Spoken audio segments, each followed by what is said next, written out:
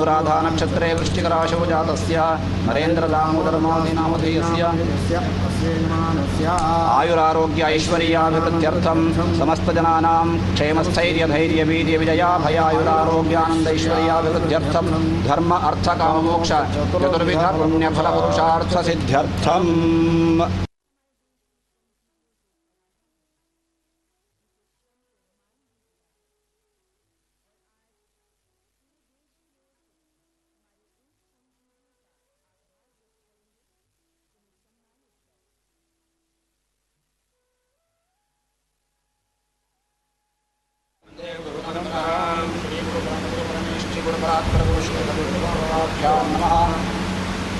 ओम गणानामहे कविं कवीनामुपमश्रवस्तमं ज्येष्ठराजं ब्रह्मणस्पदान शृण्वन्नोतिभिस्सीदसादनं वक्रतुण्डमहाकाय सूर्यकोटिसमप्रभा निर्विघ्नं कुरु मे देव सर्वकार्येषु सर्वदा।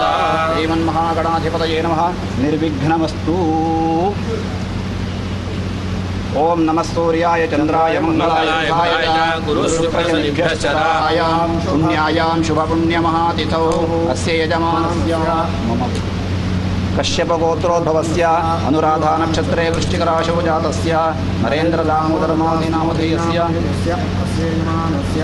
आयुरारोग्य ऐश्वर्याभिवृद्ध्यर्थं समस्तजनानां क्षेमस्थैर्यधैर्यवीर्यविजयाभयायुरारोग्यानन्दैश्वर्याभिवृद्ध्यर्थं धर्म अर्थ काममोक्ष चतुर्विध पुण्यफलपुरुषार्थसिद्ध्यर्थम्।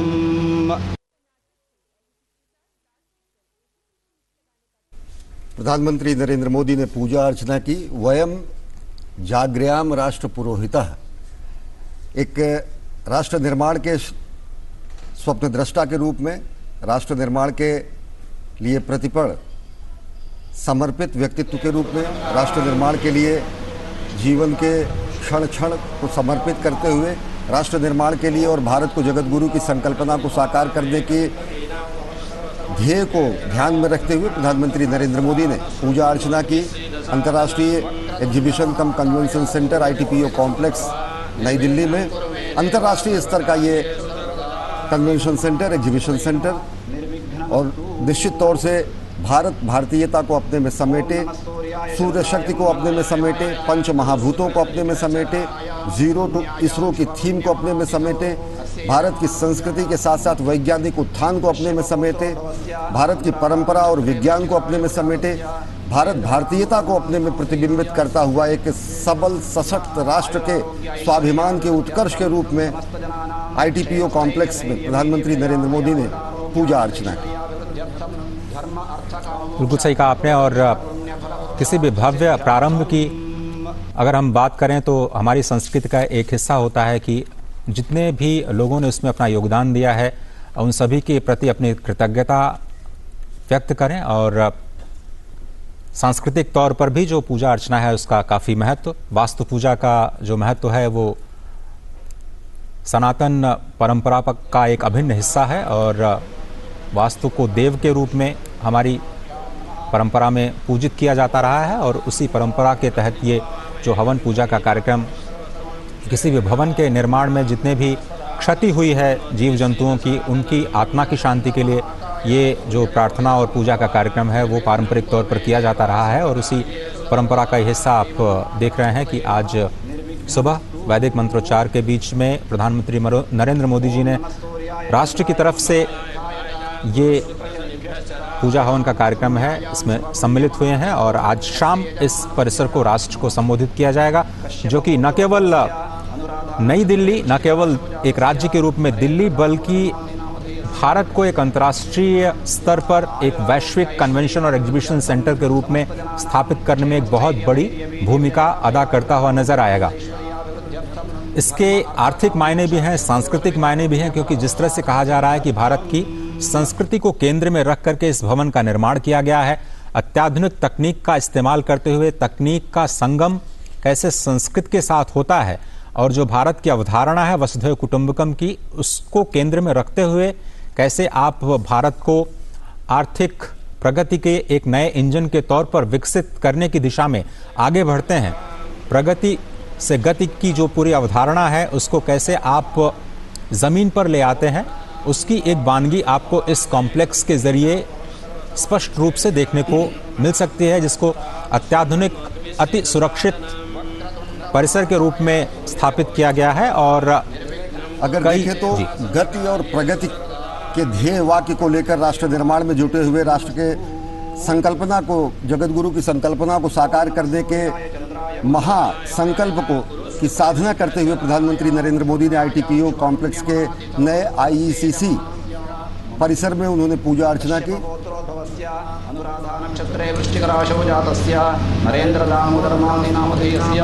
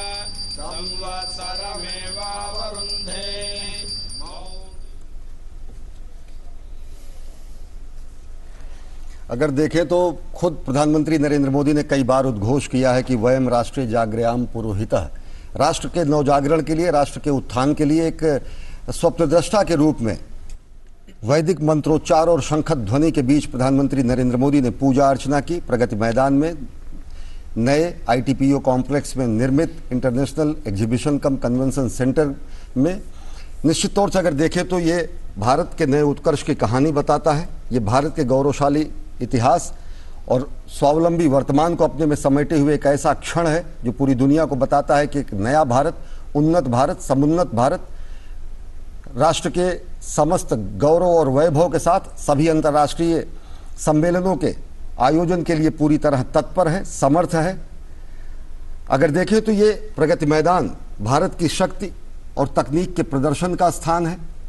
अगर देखें तो ये प्रगति मैदान व्यापार वाणिज्य के समागम का महासंस्थान है। ये भारत के गौरव और भविष्य के सपने को सजोए हुए भारत का वर्तमान है। ये एक भारत श्रेष्ठ भारत के साथ साथ सशक्त भारत की पहचान है। ये नया प्रगति मैदान है। ये आत्मनिर्भर भारत की संकल्पना के साथ साथ जगत गुरु भारत के गौरव का गान है। ये नया प्रगति मैदान है। ये उन्नत प्रौद्योगिकी की अभिव्यक्ति और नवोदित नवाचार का व्याख्यान है। ये नया प्रगति मैदान है। साथ ही साथ ये नए भारत के सामर्थ्य, शक्ति, स्वाभिमान का महागान है।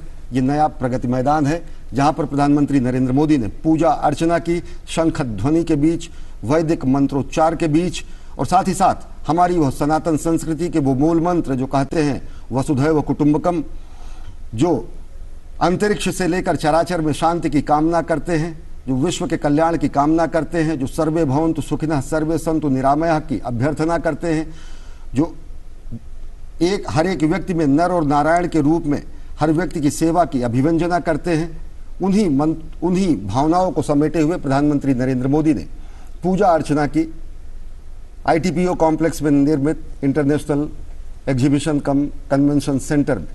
अजय, और इस पूजा और अर्चना के पीछे का अगर हम सांस्कृतिक या फिर पारंपरिक महत्व को समझने की कोशिश करें तो ये हमारे जो पंचदेवों की पूरी अवधारणा है वो पंच प्रकृति के साथ जुड़ी हुई है। स्पष्ट तौर पर हमारे वेदों में कहा गया है, आकाशस्य धिपो विष्णु अग्निश्चयो महेश्वरी वायो सूर्यक्षिते रीशः जीवनस्य गणाधिप। किस तरह से हमारे जो पंचदेव हैं वो पंचभूतों के साथ, पंच प्रकृति के साथ स्पष्ट तौर पर उनको जोड़ा गया है, उनको सम्मिलित किया गया है। किस तरह से हमारे विष्णु को स्थिति या फिर कहें कि पालन का देवता माना जाता है, ब्रह्मा या सूर्य को किस तरह से आप सृजन का देवता मान सकते हैं, भगवान शिव को जिस तरह से संहार के देव के रूप में स्वीकार किया गया है, मां शक्ति को निग्रह यानी किस तरह से नियंत्रण किया जाए प्रकृति के ऊपर उसकी शक्ति के रूप में स्वीकार किया गया, भगवान गणपति को अनुग्रह के रूप में स्वीकार किया गया। इन पंचभूतों के प्रति हमारा जो सद्भाव है, हमारी जो सद्भावना है, हमारा जो समर्पण है, हमारी जो श्रद्धा है, उसको व्यक्त करने के लिए ये जो पूजा और हवन का कार्यक्रम किया जाता है, जिसमें उन पंच प्रकृति को प्रसन्न करने की जो सारी विधा है उसका पालन करते हुए आप किस तरह से उन तमाम जीवों की आत्मा को प्रणाम करते हैं जिनको क्षति पहुंची होगी भवन निर्माण में। जैसा कि आप जानते हैं बहुत सारे छोटे मोटे जीव जंतुओं को अपने प्राण गंवाने पड़ते हैं। तो इस उपलक्ष्य में ये जो वास्तु शांति का ये पूरा कार्यक्रम जो किया जाता है किसी भी भवन को समर्पण करने से पहले, ये काफी महत्व रखता है प्रकृति के संरक्षण के लिहाज से। और जिस तरह से अश्विनी जी ने कहा कि हम न केवल सांस्कृतिक अवधारणा को प्रगति के साथ जोड़ने का कार्यक्रम करते हैं बल्कि उसको संरक्षण के साथ भी जोड़ करके देखते हैं। और प्रकृति का दोहन प्रधानमंत्री लगातार कहते रहे हैं कि हमारी अवधारणा है कि हम प्रकृति के जो पंच महाभूत हैं उनके दोहन तक अपने आप को सीमित करें, उनके क्षय पर अपना फोकस न करें, उनको संरक्षित करें, उनको किसी भी तरह के क्षरण से बचाएं। दोहन तक तो हम कह सकते हैं, जैसे आप गाय को माँ माना जाता है, आप उनके दुग्ध पान करने के लिए उनका दोहन तो कर सकते हैं, लेकिन उनके क्षय को सर्वथा वर्जित किया गया। इसी तरह से प्रकृति से हम कितना लें और कितनी हमारी क्षमता है या कितना हमारा अधिकार है प्रकृति के उन तत्वों पर अपने प्रगति के इस्तेमाल करने के लिए, ये एक संदेश है। भवन तो आपको पूरी दुनिया में बहुत बड़े बड़े अट्टालिकाएं जरूर मिल जाएंगी,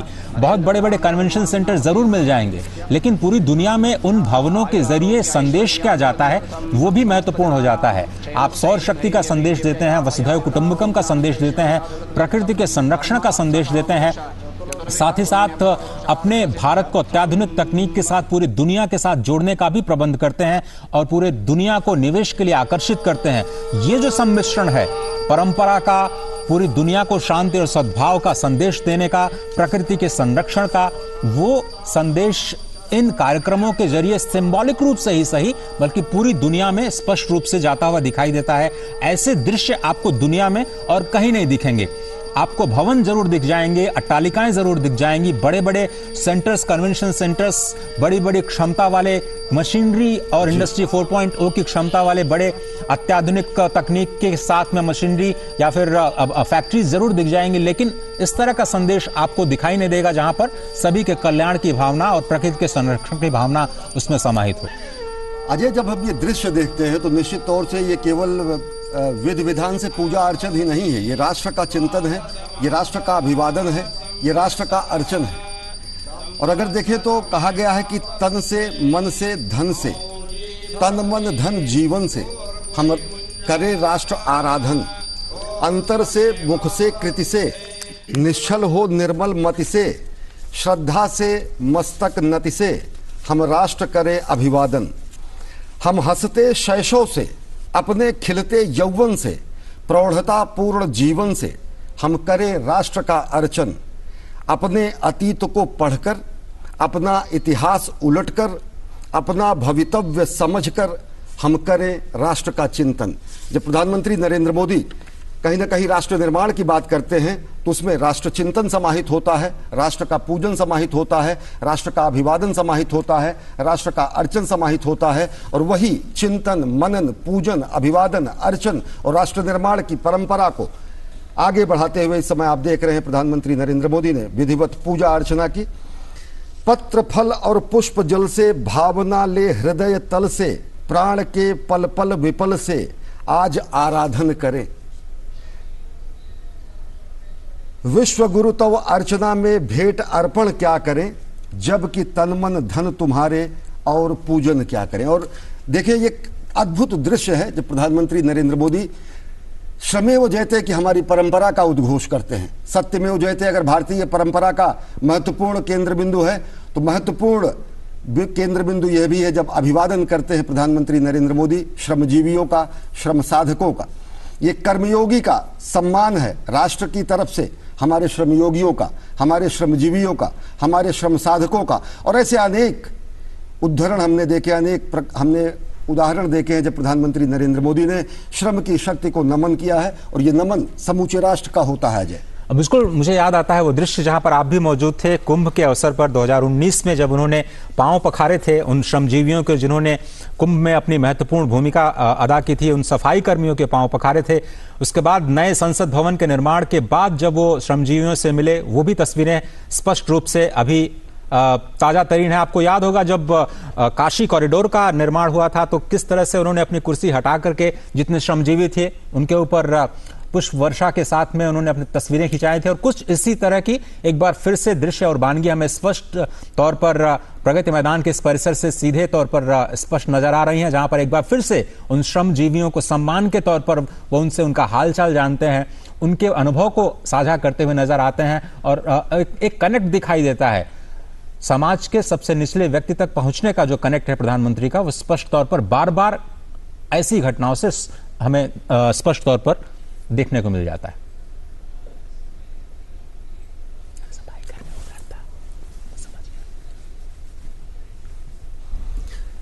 ये श्रम का सम्मान है, ये श्रमजीवियों का सम्मान है, ये श्रम और निष्ठा का सम्मान है, ये कर्मयोगी द्वारा श्रमयोगियों को किया जा रहा अभिवादन है, ये समूचे राष्ट्र का कृतज्ञता ज्ञापन है जो हमारे अट्टालिकाओं को, हमारे प्रासादों को, हमारे भविष्य के सपनों को, हमारे बड़े बड़े डैम को, हमारे आईटीपीओ कॉम्प्लेक्स को, हमारे इंटरनेशनल कन्वेंशन सेंटर को बनाते हैं। ये हमारे ऐसे श्रम साधक हैं जो अपने पसीने से, अपने जीवन के प्रत्येक कर्म से इस राष्ट्र के निर्माण की एक एक ईंट को और ज़्यादा सुसज्जित करते हैं और ज़्यादा मजबूत करते हैं।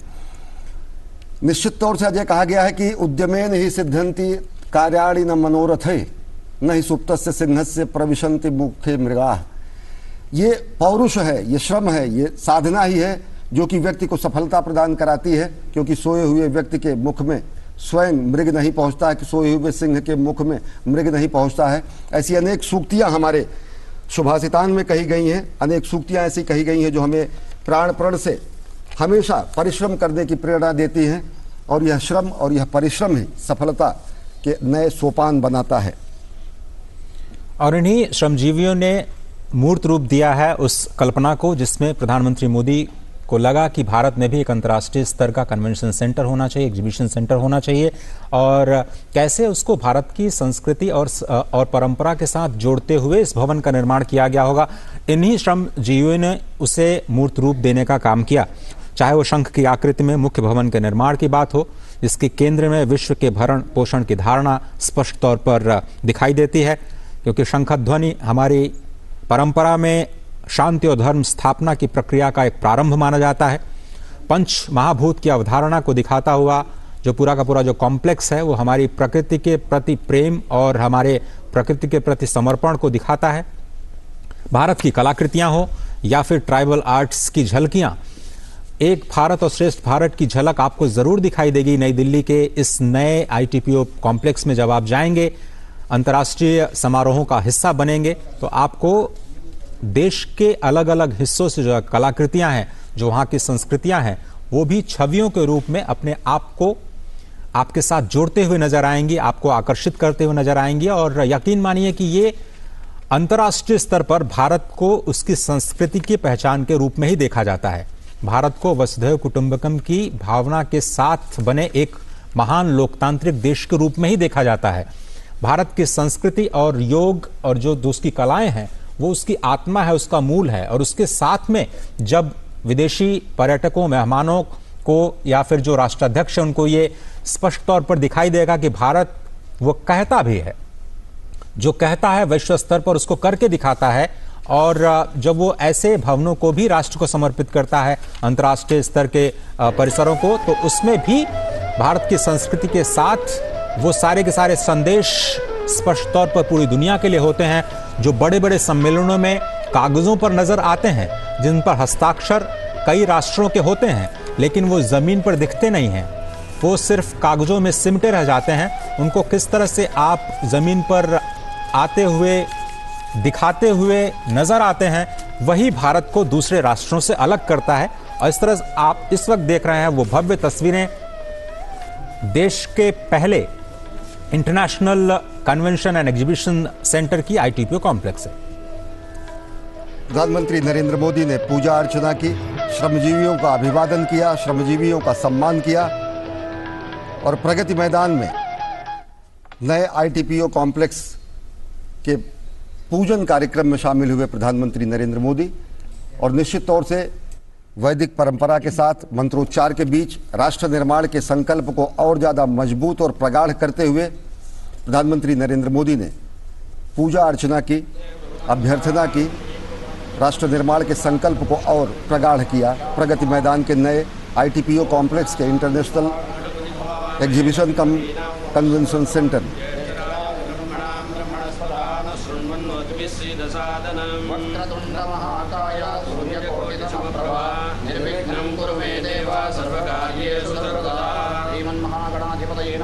निर्विघ्नमस्तु। ओम नमः सूर्याय चंद्राय मंगलाय गुरुशुक्रशनिभ्यश्चराय पुण्यायां शुभपुण्यमहातिथौ अस्य यजमानस्य कश्यप गोत्रोद्भवस्य अनुराधा नक्षत्रे वृश्चिक राशौ जातस्य नरेंद्र दामोदर नामधेयस्य आयुरारोग्य ऐश्वर्य। तो जिस तरह से आप देख रहे हैं कि ये हवन और पूजा के कार्यक्रम में अब से थोड़ी देर पहले प्रधानमंत्री शामिल हुए थे। ITPO कॉम्प्लेक्स के राष्ट्र को समर्पित करने के इस भव्य और पावन अवसर पर आज सुबह और शंखध्वनि के बीच ये जो हवन का कार्यक्रम, एक बार फिर से आपको बताएं कि पंचभूत, पंच महाभूत और पंच प्रकृति के प्रति हमारे समर्पण को दिखाता हुआ ये पूरी की पूरी जो प्रक्रिया है वो आपकी स्क्रीन पर नजर आ रही है। और हम लगातार आपको बता रहे हैं कि ये पूरा का पूरा कॉम्प्लेक्स भारत के प्रगति की एक नए अध्याय के तौर पर इसको देखा जाएगा, क्योंकि पहली बार अब भारत तैयार हुआ है अंतर्राष्ट्रीय स्तर के शिखर सम्मेलनों के लिए। और इसका पहला पड़ाव हम सितंबर में ही देखेंगे, जब ये G20 के शिखर सम्मेलन का यहाँ पर शुभारंभ किया जाएगा। और 20 देशों के राष्ट्राध्यक्षों के साथ साथ कई देशों के इन्वाइटीज यहाँ पर आएंगे। आपको पता है कि G20 के अभी तक 200 से ज़्यादा बैठकें पूरे देश में 50 शहरों में हो चुकी हैं, लगातार हो भी रही हैं। और 110 देशों से ज़्यादा प्रतिनिधि अभी तक इस G20 सम्मेलन का हिस्सा बन चुके हैं। अलग अलग वर्किंग ग्रुप की बैठकों में जो डेलीगेशंस हैं वो अपनी शिरकत कर चुके हैं। और भारत के सांस्कृतिक पक्ष से वो लगातार देश के अलग अलग हिस्सों से परिचित भी होते रहे हैं। लेकिन जब शिखर सम्मेलन में वो नई दिल्ली में सितंबर में इस परिसर में आएंगे तो उन्हें एक नया अनुभव होगा, वैश्विक स्तर का अनुभव होगा। और वो सारी अत्याधुनिक तकनीक, चाहे वो 5G वाईफाई सिस्टम्स की बात करें या फिर आप world class data communication centre की बात करें, ट्रांसलेशन फैसिलिटी के साथ 16 भाषाओं से ज्यादा अनुवादक का जो क्षमता कही जा रही है उसकी बात करें, उसके लिहाज से ये पूरा का पूरा कॉम्प्लेक्स अंतर्राष्ट्रीय स्तर का होने जा रहा है। और जिस तरह से हम बार बार बता रहे हैं कि ये मीटिंग इंसेंटिव कॉन्फ्रेंस एग्जीबिशन जो कि भारत में 10% की दर से लगातार ये पूरा का पूरा टूरिज्म का सेक्टर बढ़ने जा रहा है, वो भारत में निवेश को लेकर के, भारत में आर्थिक प्रगति को लेकर के भी एक बड़ा योगदान इसमें देने वाला है, इसमें कोई शक नहीं है। क्योंकि जब पूरी दुनिया के बहुत ऐसे देश हैं जो कि केवल टूरिज्म पर फ्लरिश कर रहे हैं, केवल एग्जीबिशंस, और वहाँ पर जैसा कि हमने बताया कि आपको हैनोवर मैसेज जैसा पूरा का पूरा शहर है, उसकी इकोनॉमी ही इस पर केंद्रित है, तो भारत भी इंटरनेशनल कन्वेंशंस और एग्जीबिशंस को आकर्षित करने में सफल होगा। और ये जो सुविधाएं यहाँ पर सुरक्षा के साथ जो दी गई हैं, infrastructure, world class infrastructure facilities के साथ, वो स्पष्ट तौर पर भविष्य के अंतर्राष्ट्रीय कॉन्फ्रेंसेस को भारत में आमंत्रित करेंगी, उन्हें न्योता देंगे और निवेश के लिए प्रोत्साहित करेंगी। और जब ये दृश्य हम अजय देखते हैं, कहीं ना कहीं जब श्रम साधकों का, श्रमयोगियों का कर्मयोगी सम्मान करते हैं, तो एक भाव प्रबल कहीं ना कहीं होता है। वो ये होता है कि हम परिश्रम से रचेंगे देश की शुभ दिव्य झांकी, विश्व में होगी निराली शान अपनी भारत माँ की, विश्व भर को पुनः अपने शौर्य का दर्शन कराएं, आज यह पावन दिवस है देश का पौरुष जगाएं। आईटीपीओ कॉम्प्लेक्स के international exhibition cum convention centre में प्रधानमंत्री नरेंद्र मोदी ने विधिवत पूजा अर्चना की। शंखध्वनि और वैदिक मंत्रोच्चार के बीच विधिवत पूजा अर्चना के बाद उन्होंने श्रमेव जयते की हमारी परंपरा को आत्मसात करते हुए, उसे फलीभूत करते हुए श्रम साधकों से, श्रमयोगियों से, श्रमजीवियों से उन्होंने उनका अभिवादन किया, उनका सम्मान किया। और यही हमारी परंपरा है, वो परंपरा जो कि सत्यमेव जयते भी कहती है, वही परंपरा जो हमारी श्रमेव जयते भी कहती है। श्रम को सर्वोच्च सम्मान देती है और सत्य का सर्वोच्च आह्वान भी करती है हमारी परंपरा। अजय, और ये जो आईटीपीओ का पूरा परिसर है उसको इंटीग्रेटेड कॉरिडोर के साथ जोड़ा गया है, जिसको बनाने में करीब 900 करोड़ रुपए का खर्च हुआ। जब आप प्रगति मैदान टनल की ओर देखते हैं तो उसमें भी आपको भारतीय संस्कृति के दर्शन होते हैं, जो वॉल पेंटिंग्स के जरिए देश के विभिन्न हिस्सों से जो कलाकृतियां का निर्माण किया गया है उसको भी पहले राष्ट्र को समर्पित कर चुके हैं। और आपको बताएं कि उसमें जो कंस्ट्रक्शन किया गया है, ऐसा एस्टिमेट्स बताते हैं कि वो करीब करीब 5 लाख वृक्षारोपण के बराबर की क्षमता का जो संचय किया जा रहा है पर्यावरण को, उसका एक असर देखने को मिलेगा। और दिल्ली में जो ये अंतर्राष्ट्रीय स्तर पर अवसंरचना का निर्माण किया जा रहा है, चाहे वो दिल्ली मुंबई एक्सप्रेस वे की बात हम करें, या फिर दिल्ली को देहरादून के साथ एक्सप्रेसवे के जरिए जोड़ें, दिल्ली अमृतसर, दिल्ली चंडीगढ़, दिल्ली जयपुर, ये दिल्ली को एक वर्ल्ड क्लास, सबसे ज़्यादा एक ज़बरदस्त कनेक्टेड कैपिटल के रूप में दिखाती हैं। और किसी भी देश की राजधानी वहाँ की आर्थिक प्रगति का एक सबसे बड़ा प्रतीक सूचक होता है। आप देखें कि दिल्ली को किस तरह से आप अत्याधुनिक रूप में विकसित होते हुए अभी आप देख रहे होंगे। मेट्रोस की बात करें तो जहां पर 193 किलोमीटर, कहीं मेट्रो अभी 400 किलोमीटर की मेट्रो लाइंस यहां पर बिछाई जा चुकी हैं, पूरा जाल बिछ चुका है। और अंतर्राष्ट्रीय अवसंरचना का जो निर्माण है दिल्ली को अत्याधुनिक बनाने के लिहाज से, वो सफर लगातार जारी है। तो प्रधानमंत्री गति शक्ति के नेशनल मास्टर प्लान में इस आईटीपीओ के परिसर की संकल्पना की गई थी। प्रधानमंत्री के मन से, उनके दिमाग से उपजी ये पूरी की पूरी अवधारणा अब जमीन पर आ चुकी है। भले ही वक्त इसमें लगा हो और तमाम मुश्किलों का सामना करते हुए, मौसम की परेशानियों का सामना करते हुए, वक्त से पहले G20 शिखर सम्मेलन के लिए इसे जो तैयार किया गया है, वो अपने आप में एक टाइमली डिलीवरी का भी एक बहुत बड़ा प्रतीक कहा जा सकता है। क्योंकि शुरुआत तो हमने बहुत देखी है परियोजनाओं की, लेकिन उसको समय से पूरा किया जाए, उसका जो कॉस्ट ओवररन होता है, उसमें जो टाइम ओवररन होता है, अगर उसको हम सेव कर पाते हैं तो वो इकोनॉमिक सेविंग हमारी एक तरह से इकोनॉमिक गेन ही माना जा सकता है। और इसलिए ये संस्कृति के साथ, सभ्यता के साथ, परंपराओं के साथ जुड़ा हुआ ये आर्थिक प्रगति का प्रतीक केंद्र अंतर्राष्ट्रीय जो कन्वेंशन एग्जीबिशन सेंटर है, अपने आप में एक नई कहानी देश की प्रगति में आज लिखता हुआ। अजय, जब प्रधानमंत्री नरेंद्र मोदी आह्वान करते हैं जगत गुरु भारत की संकल्पना को साकार करने का, तो निश्चित तौर से वो ऐसी संकल्पना होती है जो समूचे विश्व में शांतिपूर्ण सहअस्तित्व की बात करे, जो विश्व कल्याण की बात करे, जो विश्व के शांतिपूर्ण सहअस्तित्व के साथ साथ विश्व में अनेक ऐसी व्यवस्थाओं की, ऐसी पद्धतियों का विकास करे जो कि संस्कृतियों के संघर्ष में नहीं बल्कि संस्कृतियों के सहअस्तित्व में विश्वास करता हो।